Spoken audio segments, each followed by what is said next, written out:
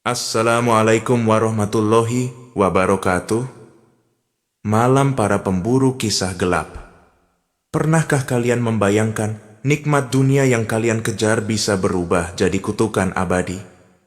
Malam ini, saya akan membawa kalian ke lorong-lorong rahasia pesugihan. Tempat di mana kenikmatan dijual pada makhluk gaib dan harta datang bersama tangisan serta darah. Matikan lampu, pasang headset, dan jangan pernah menoleh ke belakang.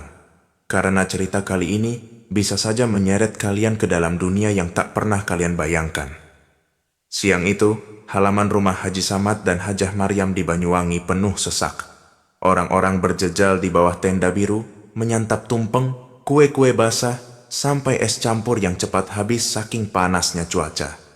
Anak-anak kecil berlari-lari sambil membawa bendera kecil bertuliskan, "Selamat datang Pak Haji Bu Hajah." Samad mengenakan koko putih, sarung batik dan peci baru yang ia beli di Tanah Suci. Maryam duduk di sampingnya, sesekali mengelap peluh di kening, sembari tersenyum lelah ke setiap tamu yang datang menjabat tangan mereka. "Alhamdulillah Samad, sudah jadi haji mabrur ya. Jangan lupa doain saya juga biar bisa nyusul," canda Pak Mulyono, tetangga depan rumah, sambil menepuk bahu Samad. Samad tertawa pelan. "Amin Pak. Mudah-mudahan barokah buat kita semua."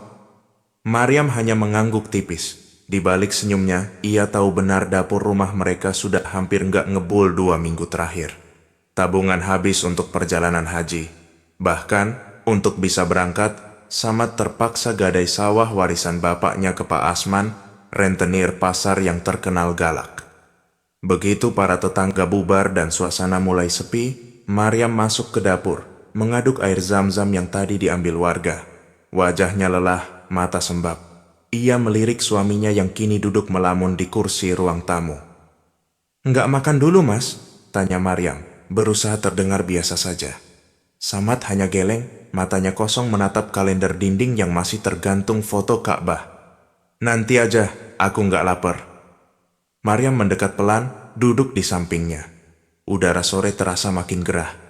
Orang-orang bilang, haji itu bawa berkah, tapi kita malah tambah banyak hutang, Mas. Samad mendesah berat. "Sudahlah, aku juga bingung. Pulang haji bukannya tambah rezeki, ini malah tambah buntung." Maryam menggigit bibir, menahan tangis yang sejak semalam sudah hampir tumpah. "Sabar ya Mas, Allah pasti lihat usaha kita." Samad mendengus. "Udah sabar dari dulu, tapi kok ya begini-begini aja nasibnya. Berangkat haji aja modal hutang, pulang-pulang dijemput debt collector." Suara Samad meninggi, membuat Maryam terdiam. Ia tahu benar, semenjak pulang dari Mekah, Samad sering lebih cepat marah. Kadang melamun, kadang tiba-tiba menatap kosong keluar jendela, seperti ada yang dipikirkan berat. Dari luar rumah, terdengar suara motor berhenti. Anak kecil berlarian di depan rumah. Sore itu, Banyuwangi seperti biasa, riuh tapi menyesakan. Dalam hati Maryam berdoa, semoga esok ada keajaiban. Tapi malam itu, saat ia menutup pintu kamar dan menarik selimut, ia sama sekali tak tahu. Hidupnya sebentar lagi akan berubah menjadi gelap. Pagi-pagi benar, Maryam sudah sibuk di dapur, menanak nasi dan merebus air. Uang belanja tinggal sisa beberapa lembar ribuan. Ia buka toples, hanya ada sedikit gula dan 2 potong tempe. Sambil mengaduk-aduk panci, matanya berkaca-kaca, tapi buru-buru ia usap air mata itu. Di ruang tamu, Samad masih duduk di kursi, tak beranjak sejak subuh. Ia cuma melamun, memandangi amplop-amplop undangan syukuran yang kemarin belum sempat dikirim. "Mas, sarapan dulu. Aku gorengin tempe sama bikin teh manis," kata Maryam pelan. Samad hanya mengangguk tanpa menoleh, taruh aja di meja. Maryam membawa nampan kecil, menaruhnya di atas meja. Ia duduk di seberang Samad, berusaha mencari topik yang bisa mencairkan suasana. "Mas, itu kemarin Bu Rosi nitip air zam-zam 2 botol lagi. Katanya buat cucu yang mau ujian," ucap Maryam, mencoba terdengar santai. Samad menghela napas. "Lah, kemarin kan sudah dikasih 1 botol. Habis ini air kita sendiri gimana?" Maryam tersenyum kecut. "Namanya juga orang berharap berkah, Mas. Kita balas saja pakai doa." Samad mendengus, doa-doa, terus, hidup gini-gini aja. Udah haji, tiap malam juga minta keajaiban, tapi malah makin seret rejeki. Maryam diam. Ia tahu ucapan suaminya tidak sepenuhnya salah. Sejak pulang haji, tamu memang tak berhenti datang, tapi bukan bawa rezeki, malah minta oleh-oleh, air zam-zam, sampai amplop tumpengan. Sedekah untuk anak yatim saja ia paksakan dari uang tabungan terakhir. Menjelang siang datanglah Pak Asman, si rentenir pasar, membawa wajah masam. Ia mengetuk pintu sambil berkata lantang, "Haji Samad, saya tagih cicilan sawah bulan ini." Samad keluar dengan wajah datar. "Pak Asman, kasih waktu seminggu lagi, insya Allah saya lunasi." Pak Asman membanting koran ke teras. Waktu terus. Dulu katanya pulang haji dapat berkah, sekarang malah kabur dari tanggung jawab." Wajah Samad memerah, tapi ia tahan amarahnya. Maryam yang mendengar dari balik pintu hanya bisa menunduk, jantungnya berdegup keras. Setelah Pak Asman pergi, Samad masuk ke kamar, mengunci pintu, dan suara barang jatuh terdengar pelan dari dalam. Sore itu, Maryam duduk di beranda, menatap sawah yang kini sudah berpindah tangan. Ia meremas ujung kerudungnya, berdoa dalam hati, "Ya Allah, aku lelah. Kalau Engkau dengar, tolonglah keluarga kecil kami." Malamnya, saat semua rumah mulai gelap dan sunyi, Samad hanya terbaring di ranjang, menatap langit-langit kamar. Maryam membaringkan diri di sebelahnya, tapi mereka tak saling bicara. Keheningan menusuk. Doa-doa mereka seperti menguap di udara. Tak ada tanda-tanda keajaiban akan datang. Tapi malam itu, sebelum benar-benar terlelap, Samad mendengar sesuatu. Suara seperti desahan pelan dari sudut kamar. Ia terdiam, bulu kuduknya meremang. Namun ia mencoba mengabaikan, menganggap itu cuma angin malam. Ia tak tahu, malam itu adalah awal dari segalanya. Pagi-pagi, hujan turun deras di Banyuwangi. Maryam berdiri di ambang pintu, menatap sawah di kejauhan yang sekarang sudah bukan milik mereka. Genangan air tampak mengalir deras di sepanjang pematang, membawa ranting sampah dan lumpur. Di dalam rumah, Samad masih berbaring. Wajahnya semakin lesu, rambutnya awut-awutan, matanya cekung. Ia nyaris tak bicara sejak kejadian kemarin. Tiba-tiba, suara batuk keras terdengar dari kamar belakang. Rini, putri semata wayang mereka, terbaring pucat. Tubuh kecilnya menggigil, keringat dingin membasahi pelipis. Maryam segera menghampiri menempelkan tangan ke dahi anaknya. "Ya Allah, panas banget. Rin, kamu kenapa nak?" bisik Maryam panik. Rini cuma memejamkan mata, menggeliat lemah. "Pusing bu, dingin banget," lirih Rini. Samad akhirnya keluar kamar, berjalan gontai, menatap Rini dan Maryam dengan wajah kosong. "Ada apa lagi?" suaranya berat. "Rini demam mas, aku takut badannya panas sekali." Maryam mulai menangis kecil, tak kuat menahan cemas. Samad hanya memandangi mereka, tapi tak juga bergerak menolong. Sementara itu hujan makin deras. Dari kejauhan terdengar suara gemuruh. Tak lama Pak RT datang ke rumah, bajunya basah kuyup. "Haji Samad, maaf ada banjir bandang di ujung kampung. Sawah-sawah banyak yang rusak," katanya air meluap sampai jalan. Samad menghela napas panjang, menatap langit seolah mencari jawaban. "Bukan sawah saya lagi Pak RT, udah digadai, biarin aja ke bawah air." Pak RT melirik Maryam yang sibuk mengganti kain basah di kening Rini. Ia mengangguk pelan, pamit dan pergi tanpa banyak kata. Menjelang siang pintu rumah kembali diketuk. Kali ini suara keras, terburu-buru. "Samad, keluar Samad!" Suara itu jelas suara Pak Asman, rentenir. Ia datang bersama dua lelaki berbadan besar. Mereka membawa karung beras dan menaruhnya begitu saja di depan rumah. "Samad, kalau minggu depan belum lunas, rumah ini juga saya sita," bentak Pak Asman, matanya melotot penuh amarah. Samad menahan emosi, tapi Maryam gemetar di balik pintu, memeluk Rini erat-erat. Setelah para penagih pergi, Samad duduk di teras, menatap hujan yang belum juga reda. "Udah haji, hidup kok malah tambah parah ya Yam?" ucapnya pelan, nyaris seperti orang putus asa. Maryam duduk di sampingnya, air matanya jatuh tanpa suara. "Cobaan kita nggak habis-habis mas, aku juga nggak ngerti, ini semua sampai kapan?" Hujan, sakit, dan hutang seolah berlomba menyesakkan dada mereka. Malam itu, Samad tak bisa tidur. Ia menatap langit-langit, mendengar suara desahan lagi dari sudut kamar. Kali ini, suaranya lebih jelas. Seolah-olah ada yang memanggil namanya. Pelan, lirih, menuntut sesuatu. Samad bergidik. Ia menutup mata, berharap semua hanya mimpi buruk. Tapi malam itu terasa lebih panjang dari biasanya. Seperti ada sesuatu yang mulai mengintai dari gelap. Sudah 3 malam berturut-turut Samad terjaga hingga larut. Maryam yang tidur di sebelahnya tak pernah benar-benar nyenyak. Karena Rini juga sering terbangun menggigil demam. Rumah mereka semakin suram, udara di dalam kamar serasa berat. Hujan di luar belum juga berhenti, kadang diselingi petir yang menyambar-nyambar. Malam itu, Samad berusaha memejamkan mata, tapi pikirannya penuh kekhawatiran. Tiba-tiba, ia mendengar suara pelan dari pojok kamar. Seperti ada yang berbisik, namun tidak jelas kalimatnya. Ia membuka mata, menoleh. Tak ada apa-apa, hanya bayangan almari yang disinari cahaya redup lampu teplok. Samad menarik napas, menutup mata lagi. Tapi suara itu datang lagi, kali ini lebih jelas. Samad, Samad. Ia terperanjat, menahan napas. Suara itu serak berat dan terasa sangat dekat. Ia buka mata lebar-lebar, menatap langit-langit. Jantungnya berdegup kencang. Ia coba menenangkan diri, mengira mungkin cuma perasaannya sendiri. Tapi keringat dingin mulai mengucur di pelipis. Tak lama, tubuh Maryam bergerak. Ia terbangun mengeluh pelan. Mas, aku takut. Tadi kayak ada yang lewat di depan jendela. Samad terdiam, tidak menjawab. Ia justru merasa makin gelisah. Nggak usah mikir aneh-aneh, Yam. Mungkin cuman suara angin, ujarnya pelan, padahal suaranya sendiri bergetar.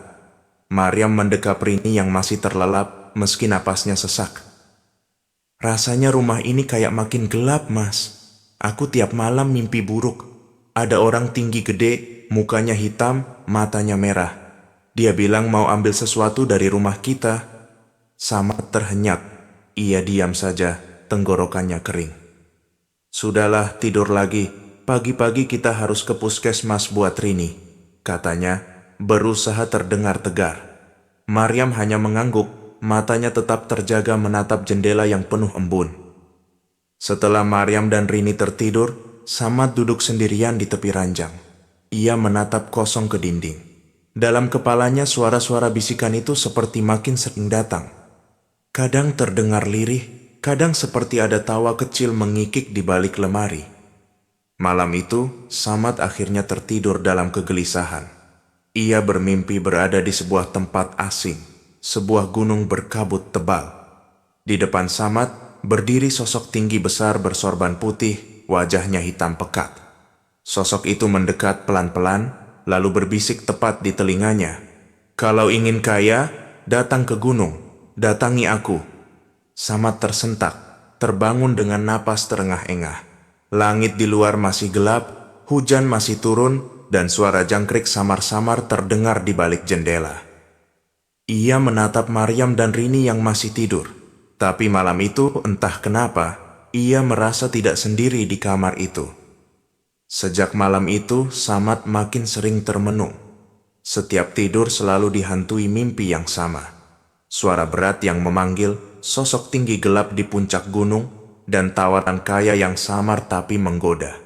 Tubuhnya makin kurus, matanya sering merah karena kurang tidur. Maryam memperhatikan semua perubahan itu dengan cemas, tapi tak sanggup berbuat apa-apa. Rini pun masih belum benar-benar sembuh, tiap malam badannya panas dingin. Siang itu, hujan akhirnya reda setelah hampir seminggu mengguyur. Samad duduk di teras, melamun sambil memandangi jalanan kampung yang becek. Tak lama, suara deru mobil mewah berhenti di depan rumah mereka. Sesuatu yang jarang sekali terjadi di kampung kecil itu. Pintu mobil dibuka. Seorang pria berbadan besar, berwajah bulat dengan cincin-cincin mencolok di jari, turun sambil tersenyum lebar. Samad tertegun. Samad, iki aku, Cipto. Kowe lali karo konco lawasmu iki, toh? Teriak pria itu ramah, logat Jawanya kental. Samad terdiam, agak ragu. lalu perlahan berdiri dan berjalan mendekat. "Lah, Cipto, lah kok tumben kemari?" Keduanya berpelukan singkat, lalu Cipto langsung mengeluarkan sebungkus rokok dan menyalakan satu batang. Maryam keluar, heran melihat tamu tak biasa. "Pak, ada tamu?" bisik Maryam pelan. "Iki Cipto, kancaku waktu muda dulu, Yam," jawab Samad tanpa semangat.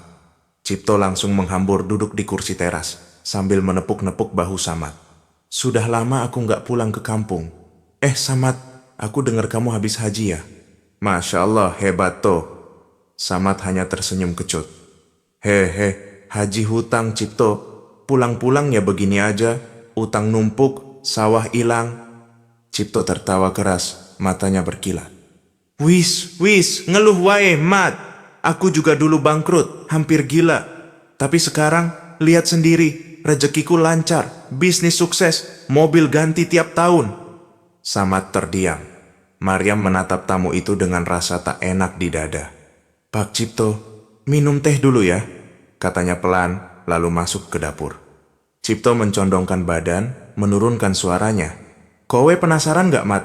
Rahasia rezekiku sekarang opo?" Samad hanya mengangkat alis. "Rahasia apa?" Cipto tersenyum samar, menepuk paha Samad. "Aku nyekar ke Gunung Kawi, nekat. Dulu aku juga pikir itu klinik, tapi setelah ngalamin sendiri, wes pokoknya jos. Duit ngucur terus, hutang lunas, usaha lancar." Samad menelan ludah. Mimpi-mimpi anehnya, suara bisikan, sosok di gunung, semua terasa makin nyata di kepala. Maryam keluar membawa teh hangat, matanya menatap curiga. "Ngapain cerita aneh-aneh gitu, Pak Cipto? Kita ini baru pulang haji loh, jangan main setan-setanan." Cipto tersenyum kecil. "Lah, aku cuma cerita pengalaman Mbak Maryam, yang penting yakin sama niat. Rezeki kan dari mana aja." Samad diam, tapi dalam hatinya benih penasaran mulai tumbuh. Malam itu, setelah Cipto pulang, Samad termenung di teras, pikirannya kacau. Maryam menegur lembut. "Mas, jangan dengerin omongan Cipto ya. Kita ini udah jauh-jauh ke Mekah, masa mau tergoda jalan sesat?" Samad menghela napas, menatap kosong ke langit malam yang baru saja cerah. "Nggak tahu, Yam. Aku juga bingung. Rasanya semua pintu udah aku ketok, tapi nggak ada yang kebuka. Kadang aku mikir, mungkin aku yang salah milih jalan." Maryam menggenggam tangan Samad erat-erat, menahan air mata. "Jangan, Mas. Kalau kita ikut jalan gelap, nggak ada lagi yang bisa nolong keluarga kita." Samad hanya diam, menatap jauh ke ujung kampung. Bisikan di kepalanya makin keras malam itu. Dan untuk pertama kalinya, ia mulai benar-benar tergoda untuk menuruti. Sejak kedatangan Cipto, Samad makin sulit tidur. Setiap malam, suara bisikan itu seolah makin jelas, seperti ada yang membisikkan namanya dari balik tembok kamar. Wajah sosok gelap di puncak gunung yang ia lihat dalam mimpi makin sering muncul. Bahkan kadang saat Samad terjaga, ia merasa benar-benar diawasi. Maryam beberapa kali mendapati Samad berdiri di jendela tengah malam, memandangi halaman depan yang gelap. "Mas, tidur lagi. Udah jam 2, jangan melamun terus," ucap Maryam lirih, menahan khawatir. Samad tak menjawab. Ia hanya menatap langit malam yang gelap, seolah menanti sesuatu turun dari langit. Di pagi hari, Samad jadi mudah marah. Kadang hanya karena Rini minta uang jajan, Samad membentak tanpa sebab. Maryam makin hati-hati bersikap. Suasana rumah seperti diselimuti kabut tebal. Suram, dingin, penuh kecemasan. Rini pun sering ketakutan. "Bu, tadi malam aku mimpi ada orang hitam duduk di pojokan kamarku. Matanya merah, senyumnya serem." Maryam memeluk Rini erat-erat. "Nggak apa-apa, nak.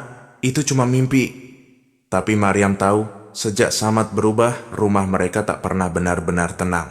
Ia semakin sering mengaji keras-keras di kamar, berharap suasana membaik, tapi justru kadang lampu tiba-tiba padam, atau ada suara barang jatuh sendiri dari dapur. Suatu malam, Samad nekat keluar rumah tanpa pamit. Maryam baru sadar ketika suara pintu depan berderit pelan. Ia buru-buru menyusul sampai ke halaman, menahan Samad. "Mas, mau kemana malam-malam begini? Udah jam 3 loh." Samad menoleh dengan tatapan kosong. "Mau cari angin, Yang. Aku sesek banget di rumah, nggak bisa tidur." Maryam menghela napas. Ya udah, jangan lama-lama. Aku takut sendirian di rumah. Samad pergi menyusuri jalanan kampung yang gelap dan sepi. Langkahnya berat, tapi ia merasa seperti dituntun sesuatu. Di pertigaan jalan, ia melihat sosok Cipto berdiri bersandar di bawah tiang listrik, tersenyum lebar. Samad, ternyata kamu nggak bisa tidur juga, ya? Sapa Cipto sambil mengisap rokok. Samad terkejut. Loh Cipto, kamu ngapain di sini tengah malam? Cipto terkekeh. Kadang-kadang kalau hidup lagi susah, aku juga suka keluyuran kayak gini. Tapi percaya deh Samad, kalau kamu benar-benar pengen keluar dari semua masalah, jalan itu sudah ada. Tinggal kamu mau apa enggak. Samad terdiam, matanya sayu. Jalan apa toh? Cipto menepuk pundak Samad pelan, menatap matanya dalam-dalam. Besok aku tunjukkan jalannya. Tapi kamu harus siapin hati. Sekali kamu melangkah, nggak ada jalan mundur. Samad mengangguk ragu. Dalam dadanya suara bisikan makin kencang, seolah mendorongnya untuk berkata, ya. Malam itu, Samad pulang dengan pikiran kalut. Ia melirik Maryam yang sudah terlelap sambil memeluk Rini. Ia tahu, kalau ia terus mendengar bisikan itu, suatu hari ia pasti akan benar-benar pergi ke tempat yang selama ini hanya ada di dalam mimpi, Gunung Kawi. Keesokan harinya Samad bangun dengan kepala berat. Maryam menyiapkan sarapan seadanya, tapi ia hanya menatap piring tanpa selera. Rini masih terbaring lemah, wajahnya pucat, matanya cekung. Suasana rumah seperti biasanya, sepi, tegang, dan penuh kegelisahan. Menjelang siang, Cipto benar-benar muncul lagi, kali ini dengan motor tuanya. Ia duduk di teras, menunggu Samad yang masih di kamar. Maryam keluar, menyapu halaman, menatap tajam ke arah Cipto. Pak Cipto, kok sering banget ke sini? Ada perlu apa sih? Cipto tersenyum. Nggak apa-apa mbak, kangen aja sama Samad. Dulu kita sering bareng. Tak lama, Samad keluar dengan jaket lusuh, matanya sembab. Toh, ayo kemana? Sudah siap? Hari ini aku tunjukin tempatnya. Tapi kamu harus bawa apa yang sudah aku bilang kemarin. Kembang 7 rupa, dupa, uang kertas 5.000, sama ayam cemani. Jelas Cipto, nadanya pelan namun tegas. Maria memandangi Samad, curiga sekaligus takut. Mas, jangan pergi jauh-jauh, Rini belum sehat. Aku sendiri di rumah. Samad menghela napas, menunduk. Cuma sebentar, Yam. Ada yang mau aku urus sama Cipto. Nanti sore juga pulang. Maryam diam, tatapannya tajam namun bibirnya keluh. Ia tahu ada yang tak beres, tapi tak sanggup menahan suaminya. Di perjalanan Cipto hanya diam, tatapan matanya lurus ke depan. Samad sesekali melirik keluar jendela, melihat persawahan dan hutan yang mereka lewati. Setelah 1 jam, mereka mulai masuk jalur kecil berbatu, menuju arah Gunung Kawi. Setelah tiba di kaki gunung, suasana berubah.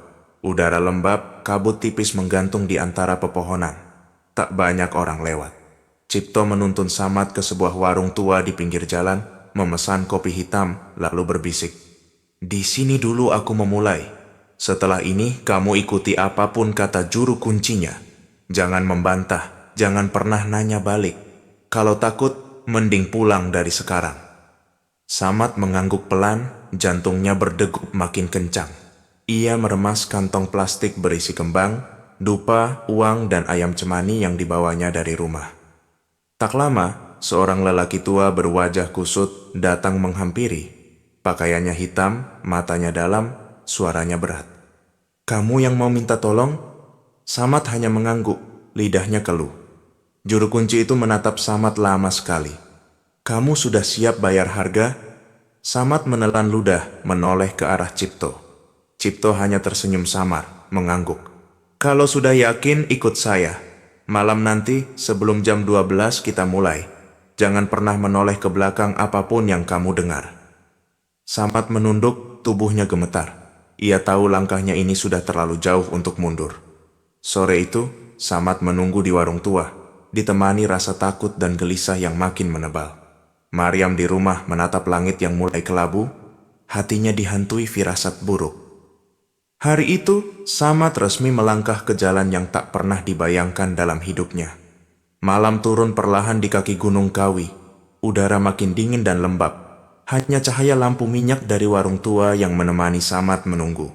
Suara serangga malam bercampur hembusan angin di antara pepohonan lebat, membuat bulu kuduknya berdiri.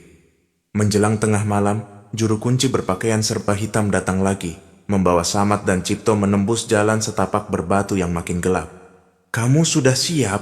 Ini bukan main-main," suara juru kunci berat dan tanpa basa-basi. Samad meneguk ludah, menahan gemetar. Ia memeluk plastik berisi ayam cemani, kembang dupa, dan uang dengan erat. "Saya siap, Pak," suaranya nyaris tak terdengar. Perjalanan menuju pohon beringin tua terasa lama. Cahaya senter kecil juru kunci seolah ditelan kabut tebal.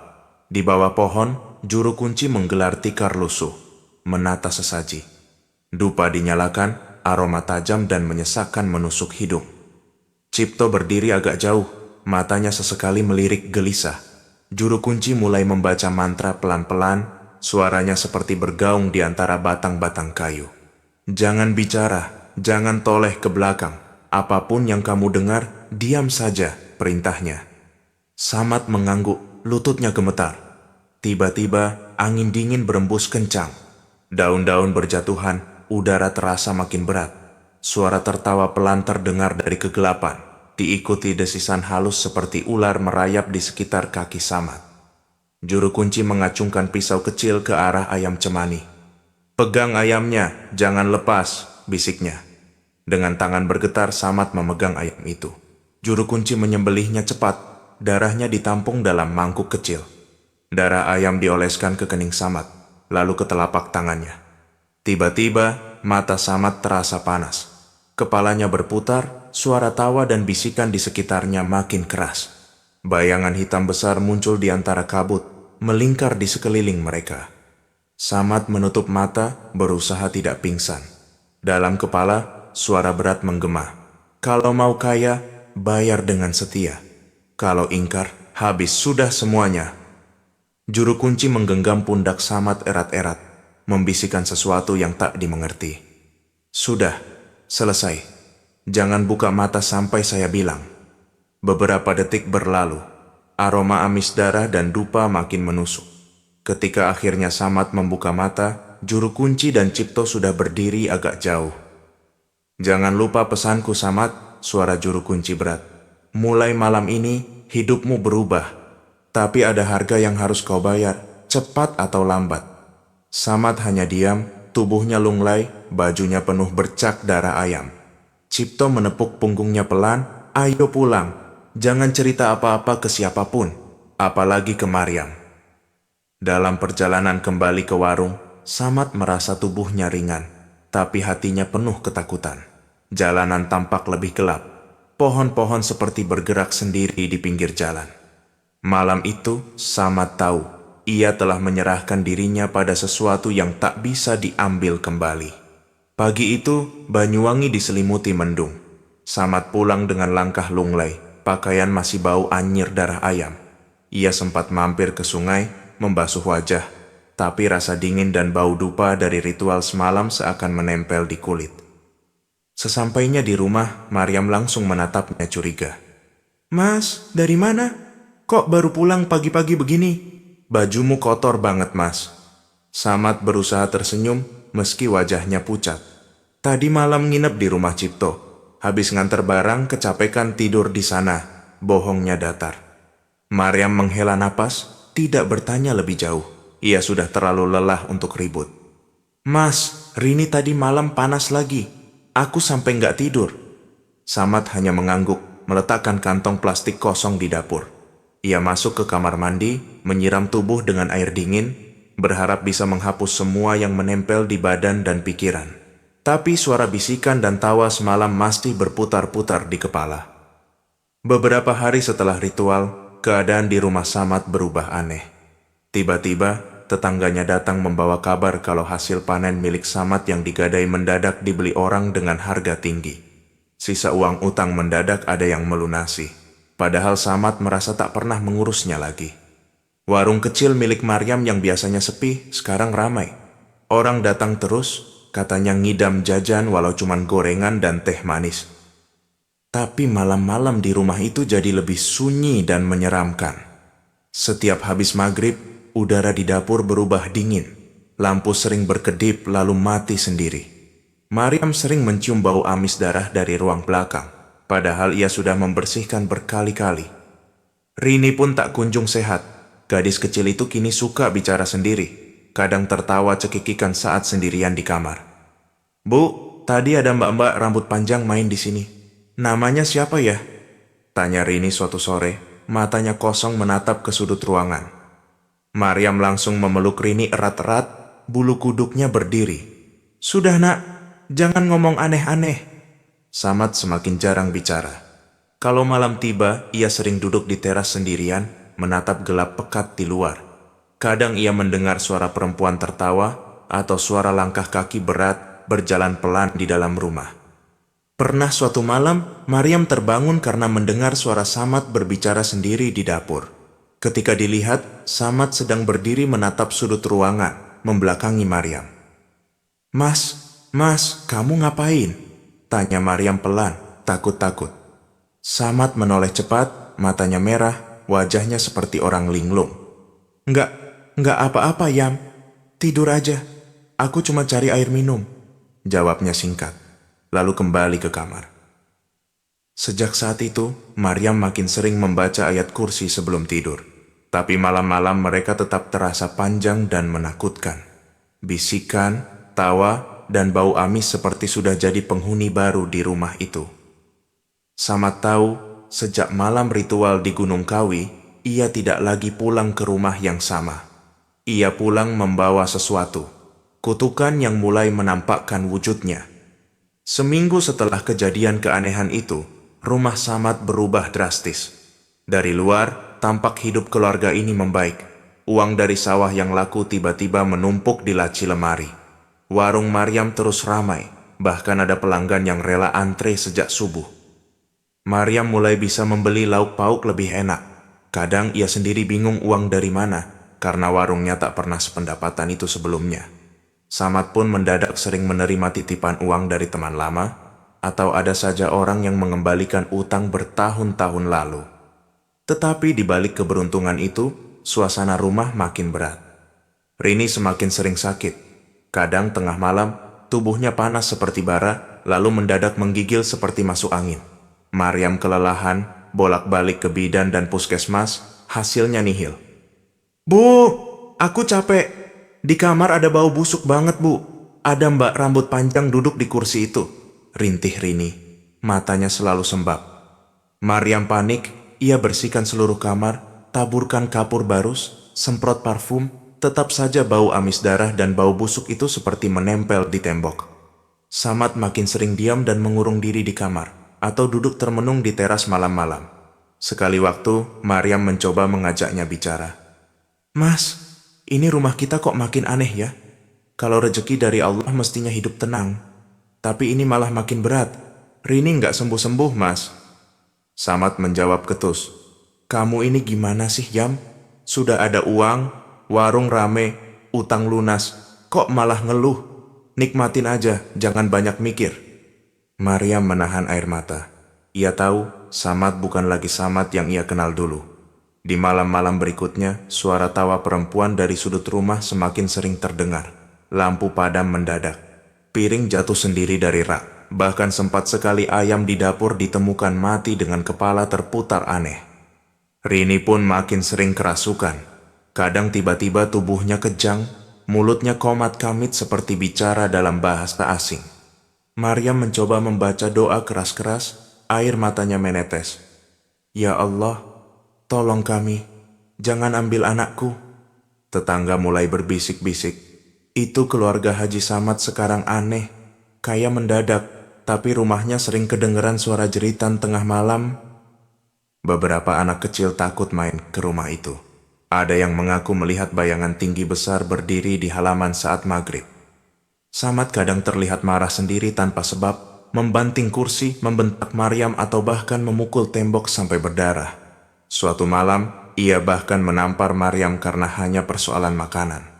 Maryam hanya menangis di pojokan, memeluk Rini yang makin lemah.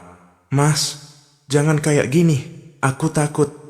Samad menatap Maryam dengan mata kosong, nadanya pelan tapi mengerikan. Kamu nggak ngerti apa-apa, Yam. Ini semua demi keluarga kita. Kalau kamu terus mengeluh, aku bisa kehilangan semuanya. Malam itu, suara tawa di sudut rumah terdengar makin nyaring, seperti mengejek seluruh keluarga kecil itu. Keberuntungan yang datang tiba-tiba itu ternyata bukan rejeki, melainkan awal dari bencana yang lebih gelap. Malam itu hujan turun deras, angin kencang membuat genteng berderak-derak. Di dalam rumah, suasana sudah seperti neraka kecil. Samad duduk di ruang tengah, wajahnya muram, bola matanya merah menahan amarah yang entah kepada siapa. Maryam baru saja menidurkan Rini yang kembali demam. Tubuh putri kecil itu lemah, bibirnya pucat, matanya kadang menatap kosong ke sudut kamar. Maryam hanya bisa menangis pelan sambil mengelus rambut Rini. Tiba-tiba, suara piring jatuh dari dapur, disusul suara kursi tergeser sendiri. Maryam terperanjat. Samad berdiri dengan kasar mengumpat, "Setan apa lagi ini malam-malam begini?" Ia berjalan terburu-buru ke dapur, tapi begitu sampai ia terdiam. Lampu dapur mati sendiri, hanya sisa cahaya redup dari ruang tengah yang masuk lewat pintu. Di sudut ruangan, samar-samar terlihat bayangan perempuan berambut panjang berdiri membelakanginya. Samad menahan napas, marah dan takut bercampur jadi satu. "Siapa kamu? Jangan ganggu keluargaku!" teriaknya suara parau. Bayangan itu hanya diam. Maryam yang mengintip dari balik pintu kamar menggigil ketakutan. Tiba-tiba, Samad melempar piring ke arah bayangan itu. Piring pecah berhamburan, tapi bayangan itu lenyap begitu saja. Tak kuat menahan teror, Maryam buru-buru membangunkan Rini. "Rin, ayo tidur di rumah Bu Inah aja malam ini," bisiknya gemetar. Belum sempat mereka keluar kamar, Samad masuk dengan wajah buas. "Kamu mau kemana? Mau ngadu ke tetangga biar aku dibilang gila ya?" Maryam menggeleng panik, air matanya menetes deras. "Enggak mas, aku cuma takut. Di rumah banyak kejadian aneh." Samad semakin tersulut. Ia mendekat, suaranya membentak. "Jangan macam-macam. Kalau aku kehilangan segalanya, itu semua karena mulutmu, Yam." Tanpa sadar, tangannya melayang menampar Maryam. Suara tamparan itu menggema keras. Maryam jatuh terduduk, memeluk Rini erat-erat yang kini menangis kencang. Tangis Rini seperti membuat sesuatu di rumah itu berubah. Suara perempuan menangis tiba-tiba terdengar dari atap rumah, keras dan panjang, membuat bulu kuduk siapa saja berdiri. Lampu ruang tengah berkedip, lalu padam seketika. Samad terdiam, tubuhnya gemetar sendiri, lalu ia terduduk di lantai, menutup wajah dengan kedua tangan. Maryam menangis tertahan, tubuhnya gemetar hebat. Ia tak lagi berani bicara. Dalam hatinya, ia berdoa lirih, "Ya Allah, lindungi aku dan anakku." Malam itu, untuk pertama kalinya, Maryam benar-benar merasa rumah itu sudah tidak lagi menjadi tempat yang aman. Segala doa dan upaya seolah tak mampu lagi menahan kegelapan yang semakin menggila. Pagi harinya, Maryam nekat pergi ke rumah Ustadz di ujung kampung, meminta air doa dan nasihat. Tapi begitu Ustadz itu menginjakkan kaki di rumah Samad, mendadak tubuhnya lemas, wajahnya pucat, lalu jatuh pingsan di teras. Warga yang membantu pun jadi takut. Mereka bisik-bisik, "Ada yang nggak beres di rumah Haji Samad. Kayak ada penunggu baru." Maryam kini makin tersudut. Ia sadar, semua sudah makin jauh dari kendalinya. Hari-hari berlalu, rumah Samad makin terasa seperti penjara gelap. Rini semakin sering sakit, kadang menggigil hebat hingga tubuhnya membiru. Maryam nyaris tak tidur, hanya duduk memeluk anaknya sambil mengucap doa yang terasa semakin sia-sia. Setiap malam, suara tangisan dan tawa dari sudut-sudut rumah makin nyaring, membuat siapapun di dalamnya tak bisa tenang. Samad sendiri seperti kehilangan kendali. Ia makin jarang bicara, matanya sering kosong, kadang kerasukan bicara sendiri dengan suara berat dan kasar yang bukan miliknya. Seringkali ia tiba-tiba duduk bersila di ruang tengah, menaburkan garam dan membaca mantra yang diajarkan Cipto. Suatu sore, hujan deras mengguyur kampung. Cipto datang membawa pesan. Ia menepuk pundak Samad pelan, bisikannya dingin. "Mat, waktunya nambah tumbal." Kalau enggak, semua yang kamu dapat bakal direbut lagi. Kali ini harus darah manusia, bukan cuma ayam atau kembang. Samad menegang, menatap Cipto dengan wajah ngeri. Apa maksudmu, Toh? Aku nggak sanggup, Toh. Jangan main-main. Cipto hanya tersenyum tipis. Kamu pikir dari mana semua ini datang? Sawah laku, utang lunas, warung ramai. Semua itu ada bayarnya. Kalau kamu mundur sekarang, siap-siap keluarga hancur. Aku cuma pesan, jangan pernah ingkar. Malam harinya Samad duduk sendiri di ruang tengah, menatap foto keluarga di atas meja. Tangannya gemetar. Di luar, angin menderu, suara tawa dan isak tangis samar terdengar di antara tiupan angin. Maryam mengintip dari balik pintu kamar, hatinya penuh ketakutan. Tiba-tiba, Samad mengambil pisau kecil dari dapur, lalu mengambil segelas air putih. Ia iris jari telunjuknya, meneteskan darah ke dalam gelas, lalu berbisik dengan suara berat.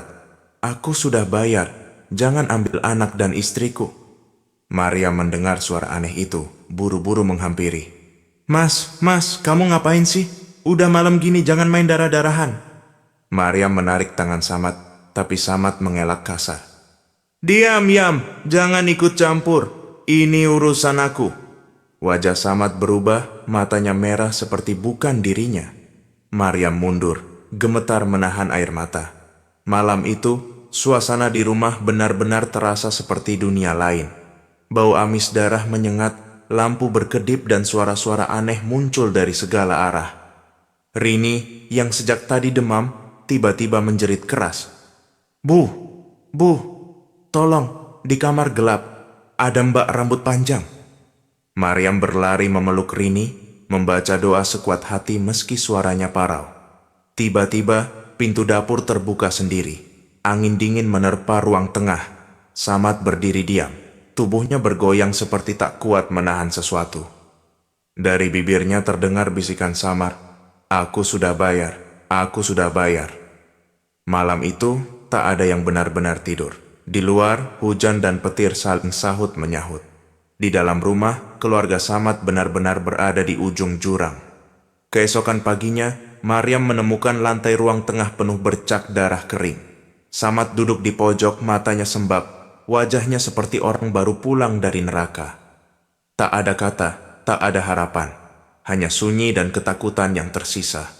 Hari-hari berlalu, tapi hidup di rumah Samad makin hancur. Maryam tak lagi sempat memikirkan warung atau urusan tetangga. Setiap malam hanya dipenuhi kecemasan dan rasa takut. Rini semakin kurus, kadang mengigau dan bicara dengan Mbak rambut panjang yang katanya selalu duduk di ujung ranjang. Samad sendiri seperti bukan Samad yang dulu. Ia sering duduk berjam-jam memandangi foto keluarga, sesekali menangis sendiri tanpa suara.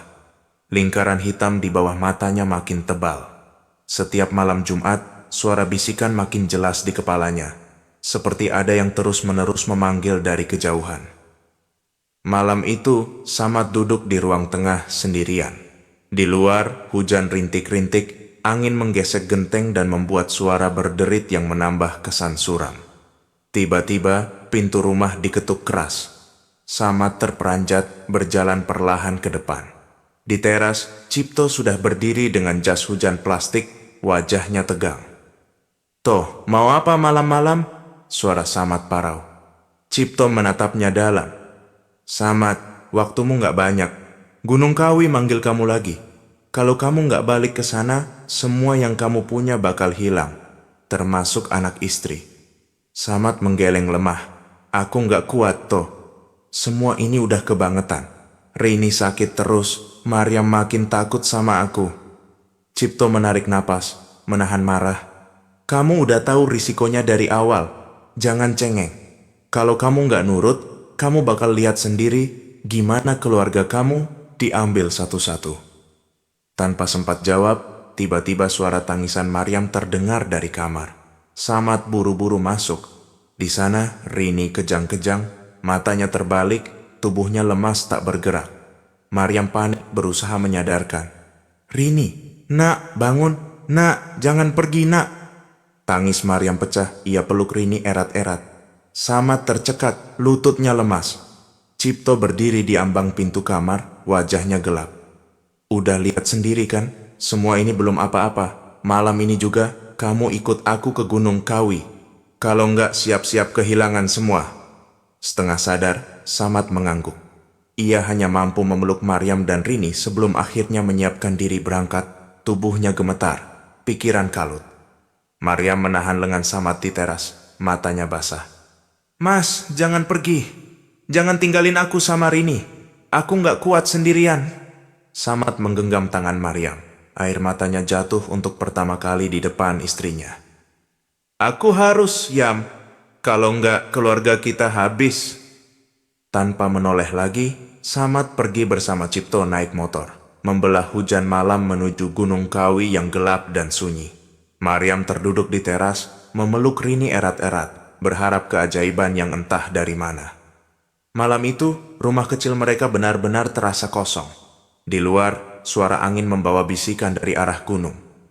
Waktunya membayar semuanya. Perjalanan ke Gunung Kawi terasa jauh lebih sunyi dari biasanya. Sepanjang jalan, Samad hanya diam. Rasa dingin dari udara malam seperti menembus sampai ke tulang. Cipto pun kali ini tak banyak bicara. Ekspresinya keras dan penuh tekanan. Setiap kali Samad hampir ingin membatalkan niat, bisikan-bisikan di kepalanya malah semakin nyaring. Suara perempuan menangis. Suara anak kecil memanggil-manggil. Sesampainya di area pemakaman Gunung Kawi, mereka disambut juru kunci tua yang sudah menunggu di bawah pohon beringin.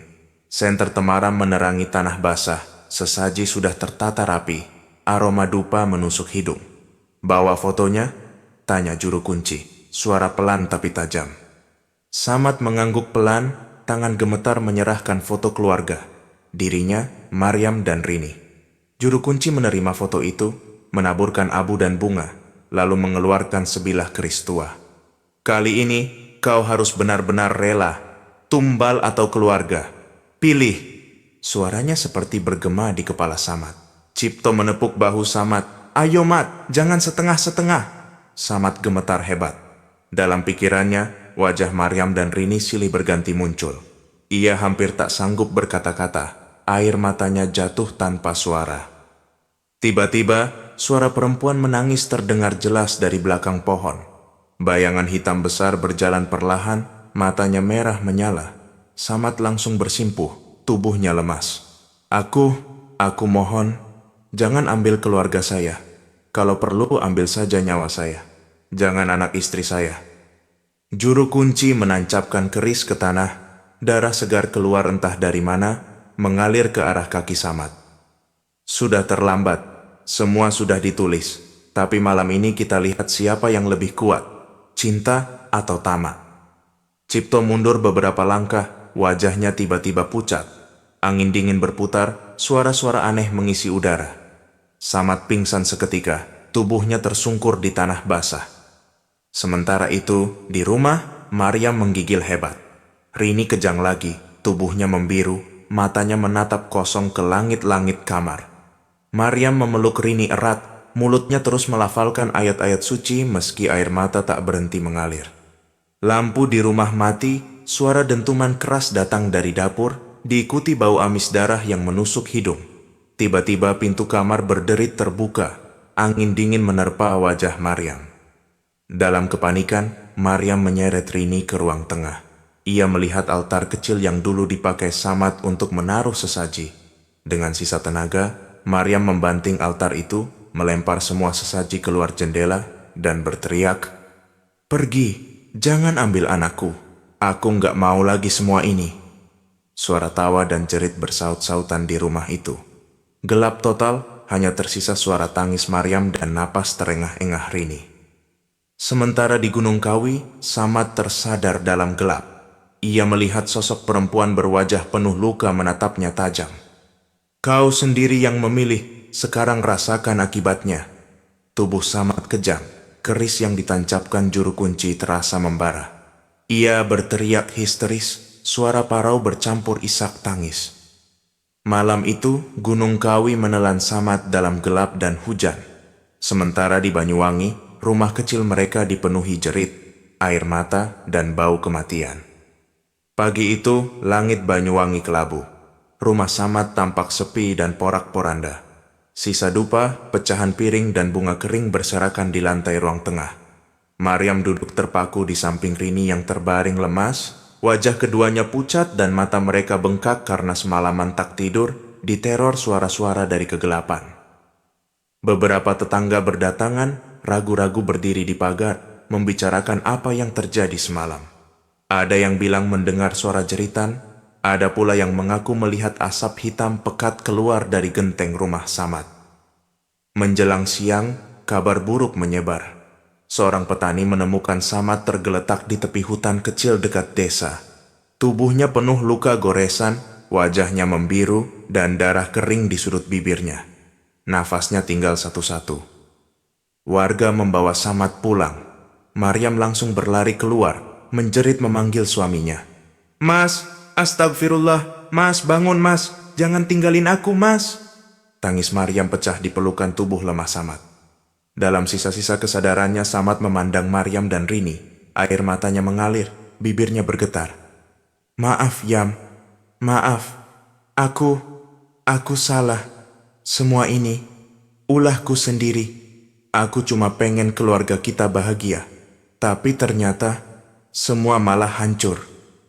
Napas Samad makin berat, matanya kosong menatap langit-langit. Jangan pernah cari jalan singkat. Jangan pernah tamak, ikhlas, ya Yam." Maryam menggenggam tangan Samad kuat-kuat, air mata bercucuran. "Mas, jangan pergi. Aku maafin semuanya."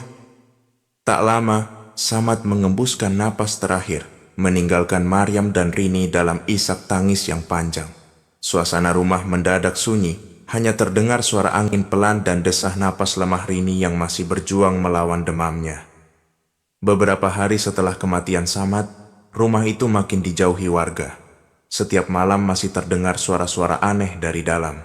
Kadang suara tangisan perempuan, kadang suara lelaki tua marah-marah, kadang tawa cekikikan anak kecil. Beberapa orang bahkan mengaku melihat bayangan hitam tinggi berdiri di depan rumah saat maghrib. Maryam dan Rini akhirnya memilih meninggalkan rumah itu. Mereka menumpang di rumah orang tua Maryam, hidup sederhana, penuh duka dan penyesalan. Tapi dalam hati Maryam, ia bersumpah tak akan pernah membiarkan keluarganya terjebak godaan pesugihan lagi, apapun yang terjadi. Warga desa lama-lama mulai percaya rumah Samad telah menjadi rumah kutukan. Tak ada yang berani menempati atau bahkan mendekat. Hanya sesekali terdengar cerita dari anak-anak kecil yang nekat lewat. Katanya di dalam masih sering terdengar suara tangis dan jeritan meminta ampun.